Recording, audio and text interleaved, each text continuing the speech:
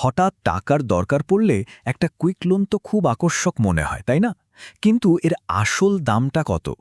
আজকে আমরা পিরামাল ফাইন্যান্সের পার্সোনাল লোন অফারটা একদম ভেতর থেকে দেখব। মানে বিজ্ঞাপন কি বলছে আর বাস্তবে কি হচ্ছে সেই পার্থক্যটাই খুঁজে বের করব। শুরুতেই এক ব্যবহারকারীর এই কথাটা শোনা যাক। শুনতে তো খুব ভালো লাগছে, তাই না? যেন কাগজপত্র নয়, মানুষের উপরই ভরসা করা হচ্ছে। কিন্তু এই প্রতিশ্রুতির পেছনে আসল গল্পটা কি? তো প্রথম প্রশ্নটাই হলো, পিরামল ফাইন্যান্স ঠিক কী প্রতিশ্রুতি দিচ্ছে? এটা কি আসলেই সবার জন্য ঋণ? প্রথমে দেখি ওরা কি অফার করছে। লোনের পরিমাণ দেখুন, 25,000 থেকে শুরু করে একেবারে 25 লাখ টাকা পর্যন্ত। আর শোধ করার জন্য 5 বছর মানে 60 মাস পর্যন্ত সময়। সবকিছুই নাকি আবার ডিজিটাল, মানে কোনো দৌড়ঝাঁপ নেই। আর সবচেয়ে বড় কথাটা হলো, কম সিভিল স্কোরেও নাকি লোন পাওয়া যায়। ওরা বলছে কাগজের থেকে পরিশোধের উদ্দেশ্য বা রিপেমেন্ট ইন্টেন্টটাই নাকি আসল। তো এটা শুনলে তো মনে হবেই যে আরে, যাদের অন্য কোথাও থেকে লোন পেতে ঝামেলা হয় তাদের জন্য তো এটা দারুণ একটা সুযোগ। কিন্তু এখানেই গল্পের মোড়টা ঘুরে যায়। প্রতিশ্রুতি তো ছিল সবার জন্য, তাই না? কিন্তু বাস্তবে দেখা যাচ্ছে ওরা বেতনভোগী বা স্যালারিড মানুষদেরই বেশি পছন্দ করছে, যাদের মাসিক আয় কমপক্ষে 25,000 টাকা। আর সিভিল স্কোরের ব্যাপারটা, হ্যাঁ, ওরা বলে কম স্কোরেও লোন দেয়, কিন্তু আসলে প্রায় 750 বা তার বেশি স্কোর থাকলেই পাত্তা পাওয়ার সম্ভাবনা বাড়ে। তো এখানেই প্রতিশ্রুতি আর বাস্তবতার মধ্যে প্রথম বড় একটা ফারাক চোখে পড়ছে। আচ্ছা, এবার তাহলে দেখি পুরো প্রসেসটা কেমন। মানে আবেদন করার এই ডিজিটাল যাত্রাটা ঠিক কিভাবে কাজ করে।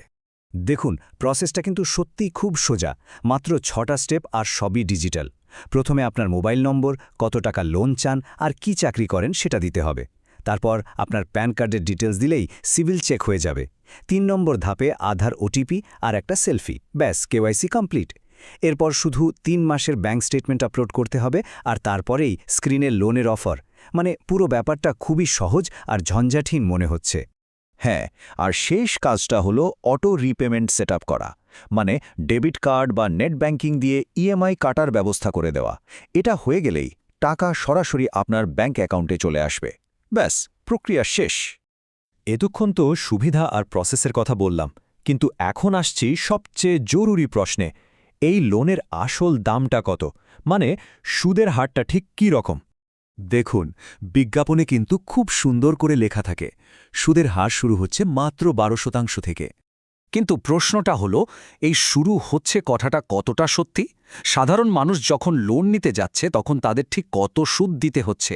চলুন এবার আসল ছবিটা দেখি। দেখুন পার্থক্যটা, একদিকে বিজ্ঞাপনের 12% আর অন্যদিকে বাস্তব উদাহরণে দেখা যাচ্ছে 19.5 এমনকি 25% বেশি। মানে আকাশ পাতাল তফাত। আর এই অতিরিক্ত সুদটাই কিন্তু আপনার মোট খরচের অঙ্কটা অনেকখানি বাড়িয়ে দেয়। আচ্ছা, চলুন একটা উদাহরণ দিয়ে পুরো বিষয়টা হিসেব করে দেখি। তাহলেই বোঝা যাবে এই চড়া সুদের হারের আসল ধাক্কাটা কোথায় গিয়ে লাগে। ধরুন কেউ 2 লাখ টাকা লোন নিলেন 5 বছরের জন্য, মানে 60টা কিস্তিতে শোধ করবেন। তাহলে তাকে মোট শোধ করতে হবে কত? প্রায় 3,54,000 টাকা।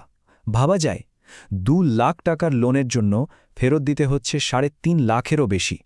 এটাই হলো চওড়া সুদের আসল খেলা।